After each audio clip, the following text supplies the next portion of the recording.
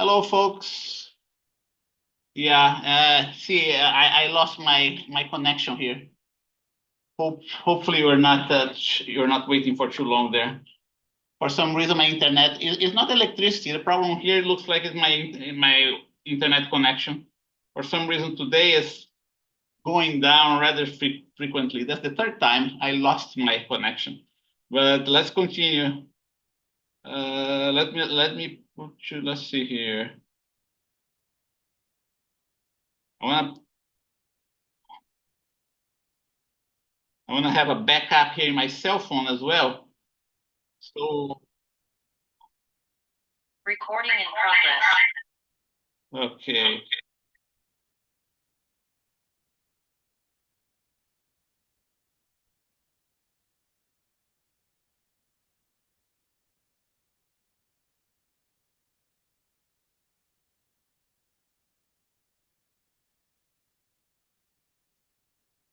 Okay, so we're doing, let me share the screen with you.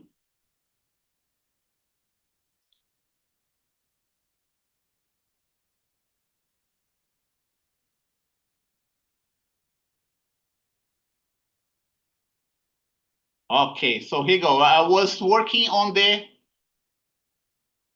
approximation of the gamma factor, okay? And then we can approximate this gamma factor up to the first order, up to this term that you see right in here. And this is a very good approximation, especially when we are talking about speeds that are not relativistic, okay? I'm gonna prove to you right now using a spreadsheet, using our spreadsheet, how this approximation works. How good this approximation is, right? Let's see here. Oh, here, already have a gamma.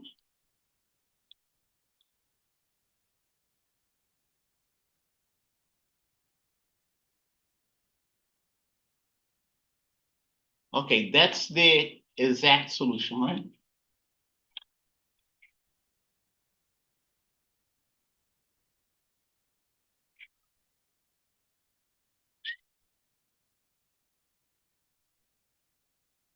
That's the exact solution for gamma.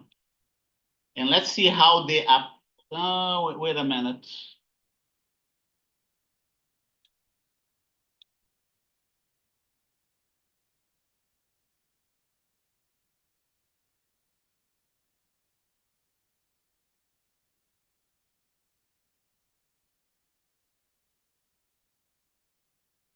Okay, that's exact, right? Approximation.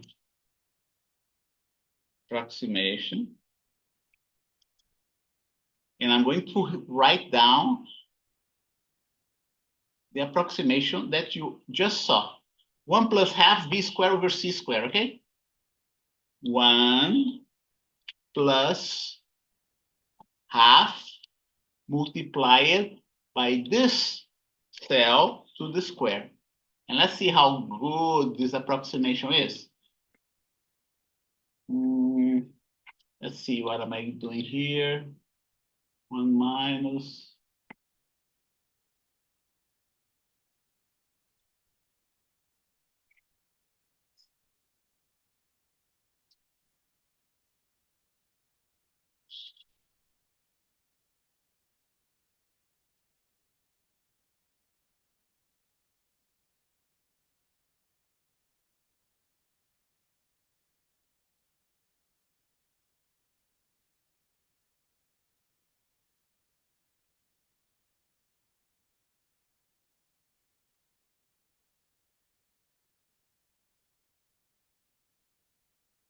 Let me cut down in the.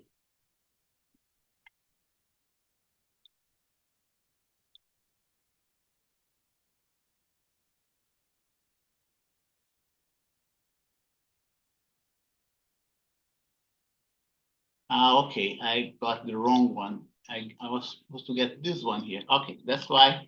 Okay, good.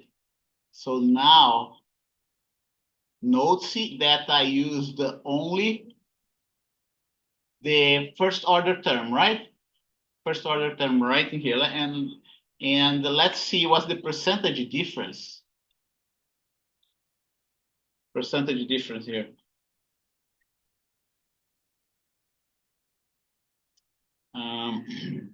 One minus the other times 100% divided by the exact solution, okay? Okay, whenever you are at rest, the approximation is exactly the same as the exact solution. Consequently, the percentage difference is 0%, right? However, as the speed increases, okay, the difference increases. Right now, the difference is very small. It's less than 0.01%. It's less than 1,000th of a percent. Right here, for 5% the speed of the light, the difference is less than 1,000th of a percent. Okay? 10% the speed of the light, the difference is less than 100th of a percent, is around less than 4,000th of a percent. Okay? So that's how good this approximation is. Only the first term of my series. The higher order the terms you get, the better the approximation becomes. Okay? At this point here, whenever the speed is 30% of the speed of the light, we have a difference of only 0.3 of a percent. And let's see when it becomes 1%. We get a 1% difference of 40% the speed of the light. Okay? So you can say, you can get, let's see, a 10% difference. Where we get 10% difference? 5% is right in here. 60% of the speed of the light. This approximation is good within 6%. Okay? And then that's around 70% of the speed of the light that the approximation starts to fail, okay? Start to break down. You start to get more than 10% of the difference. And the higher the speed of the light, the higher the percentage difference, okay? At 95% the speed of the light, the approximation failed by 50%, by 54%. That's how good your approximation is. You can work with this approximation up to, let's say, up to 70% the speed of the light, 0.7 C, which results in approximately 11% error. 11% error, okay? And let's going back to our, so what happens to this approximation when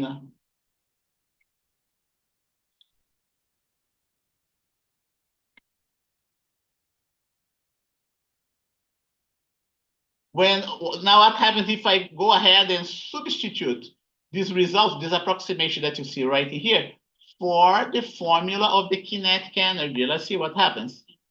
Okay, you get a very interesting result. Here you go, kinetic energy, you know that's exactly equal to that. 12:25, we still have what, 25 minutes to go, right? So here you go, and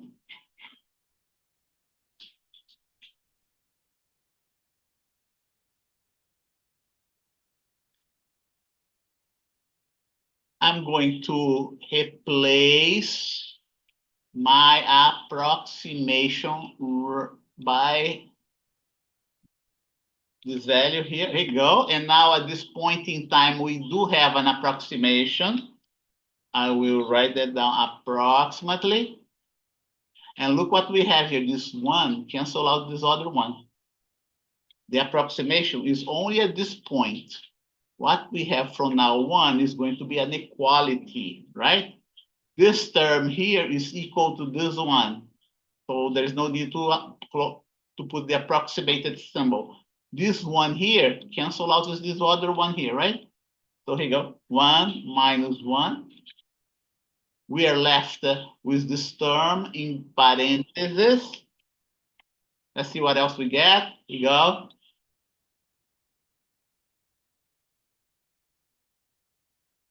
The c square cancel out with c square, and what do we get?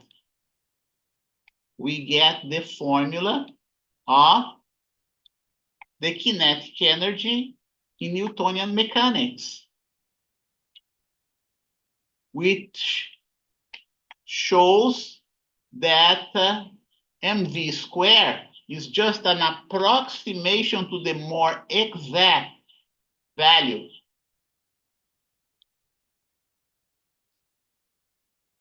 And now we can, and I'm going to put Ke as relativistic, right? Relativistic. That's the relativistic equation. And then for very low speeds, the relativistic equation for the kinetic energy reduces to the kinetic energy in Newtonian mechanics. Okay, that's exactly what your book did, which give us confidence that Einstein result reduces to the Newtonian result. So Newtonian approximation, Newtonian mechanics is just an approximation to Einstein's theory of special relativity. Okay? And that's what we get right in here. And here in this book, you know, we see how good the Newtonian approximation is with respect to the relativity, the theory of relativity. I encourage you to do this example. Okay. 12:30, and let's see what we have more again here.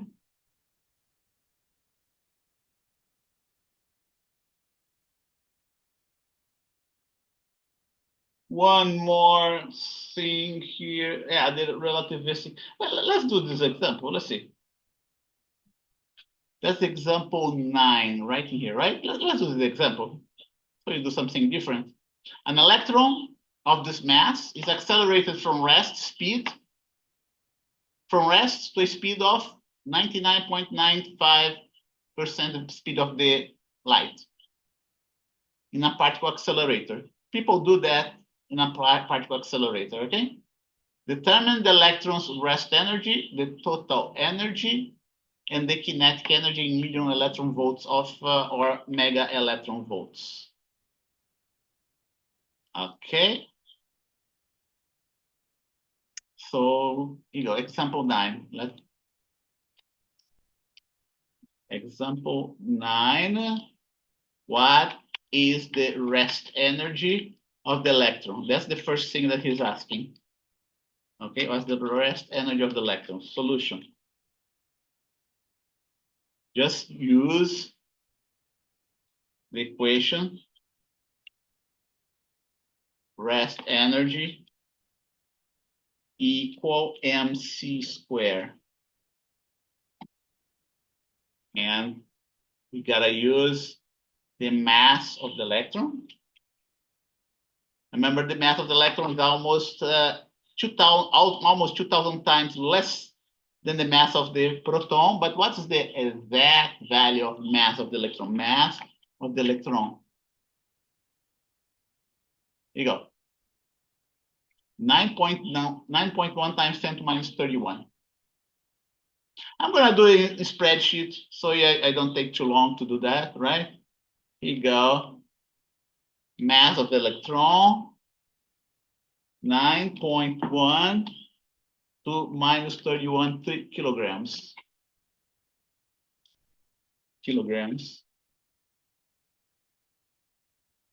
And then we also have C, which is in meters per second. I'm gonna put that in meters per second. Student try to come in. Here you go. 1, 2, 3, 300,000 kilometers per second, 300 million meters per second. Okay, and the rest energy. Let's put that in joules first. is going to be kilogram mass times C squared. That's that's how much energy we have for the rest mass of the electron. Okay? But he's asking us, that would be in joules, but we want to convert that in mega electron volts. Okay? 1 electron volt is equal to that much. And how do I get that, right? Well, we multiply 1 electron volt, this is the charge of the electron multiplied by 1 volt. Okay? Let's do that. Here you go. That's how this quantity of energy is defined. Okay? 1 electron volts. Don't forget that energy, right, is charge times voltage, right? That's what energy is all about.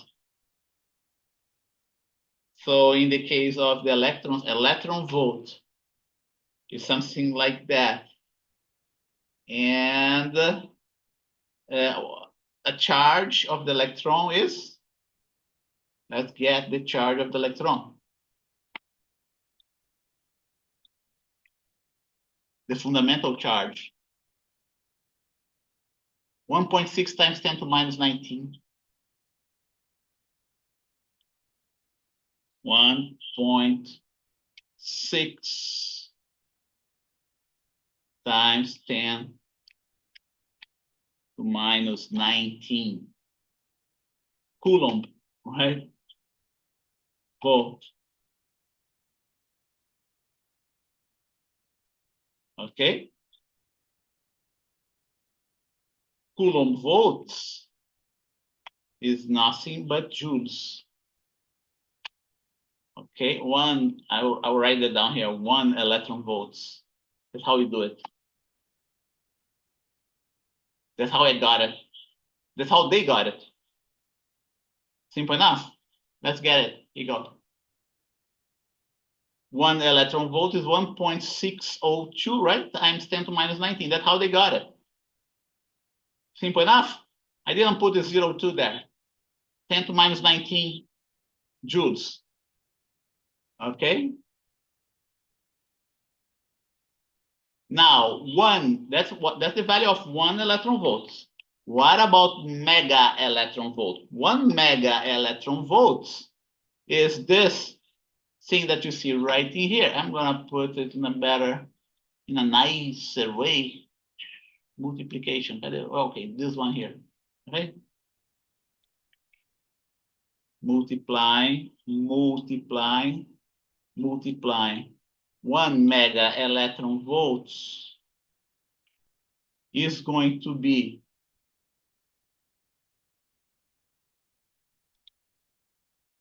10 to the 6, right? Times 1.6. And then we gotta subtract 6 from this one, we get minus 13. 1 mega electron volts, 1.6 times 10 to minus 13.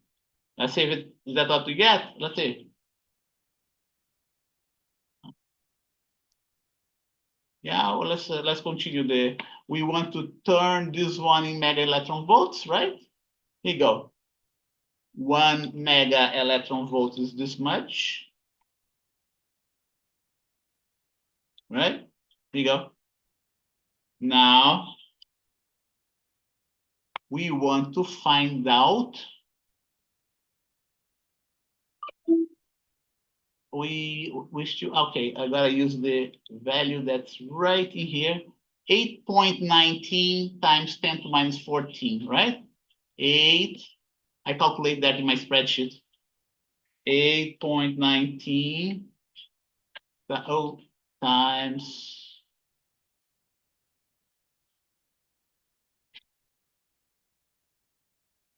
8.19 times 10 to minus 14 times 10 to minus 14.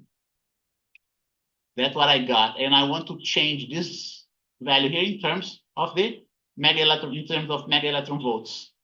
So here you go. One mega electron volt is this much, right? What about 8.19 times 10 to minus 14? Copy and paste. That's what I want to find out. All I have to do is divide let's see, 8.9. I'm going to copy this one here. Uh-oh. Here you go. And paste right here. Copy this one here. And paste right in here. And here what we have X divided by 1 mega electron volts, right? We gotta do this math, and the final result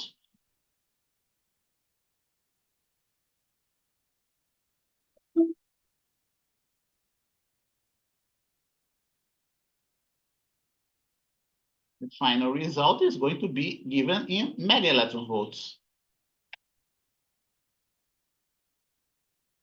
1 is not necessary. Okay, so I'm going to simplify as much as I can. Then I'm gonna go to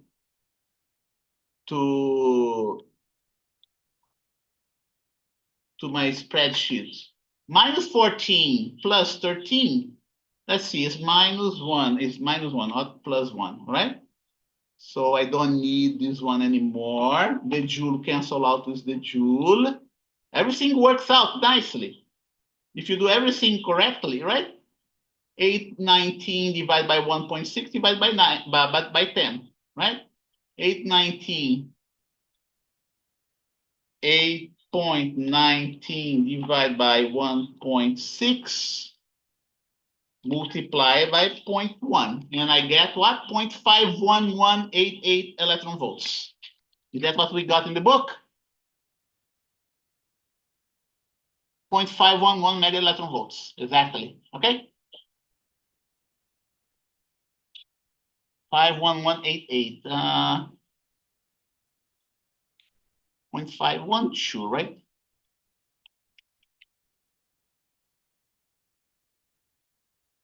.512. So this mega electron volts is just another unit for energy. We usually use this type of unit for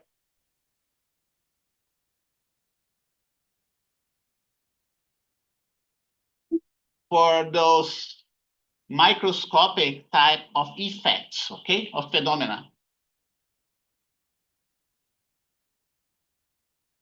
And then that's the rest mass. And what else does he want, right? He wants the total energy of traveling at this speed right in here. Total energy of an electron traveling at this speed, and that's what we get, 16.2 mega electron volts.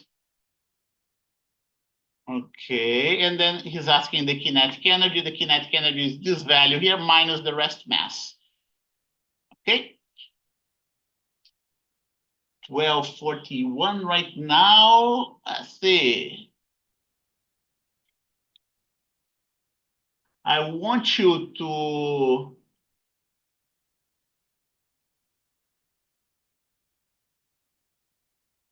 to repeat example 9 at home, just to get a feeling. Repeat example 9 in the book, but repeat not for that high speed that you saw before. Instead, do that for 10% of the speed of the light. Okay? Using the relativistic formula. Then compare this relativistic result with the Newtonian kinetic energy. Let's see. Now, wait a minute. Repeat example 9 in the buffer. Okay, using the relativistic formula.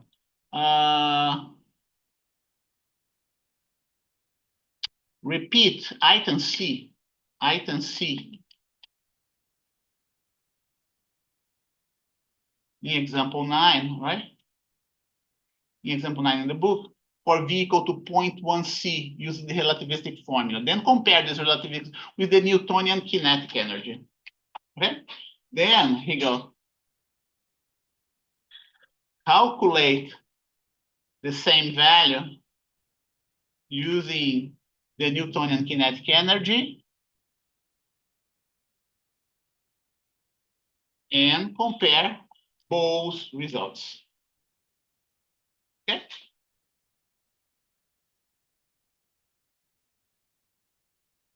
Okay, I think this one a good time, good moment to stop. And do you have any questions? We're gonna meet again the day after tomorrow for the exam, right? So get ready for the exam, and I'll see you the day after tomorrow. Thank you, Have a good Professor. one, Professor. Thank you for being out here, for you all being here. Let's see. Stop sharing.